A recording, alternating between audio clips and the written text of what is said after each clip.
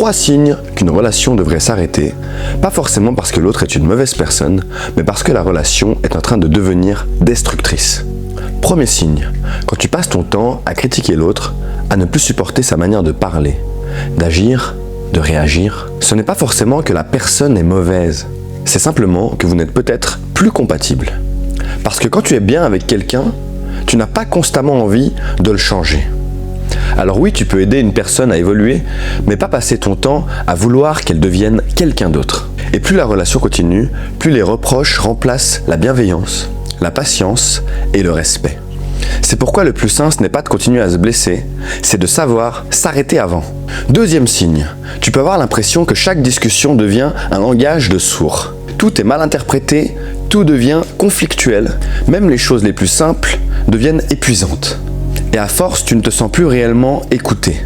Tu te sens juste fatigué, incompris et vidé émotionnellement. Parce qu'une relation ne devient pas toxique d'un seul coup. Elle s'abîme progressivement. Troisième signe, et ça c'est souvent un signe très important. Quand l'absence de la personne te procure plus de soulagement que son retour, il faut parfois avoir le courage de regarder la réalité en face.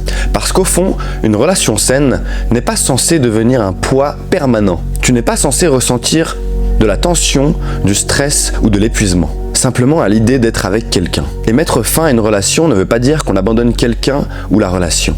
C'est même l'inverse. C'est parce qu'on tient encore à cette personne qu'on préfère arrêter avant que la relation finisse par détruire les deux personnes.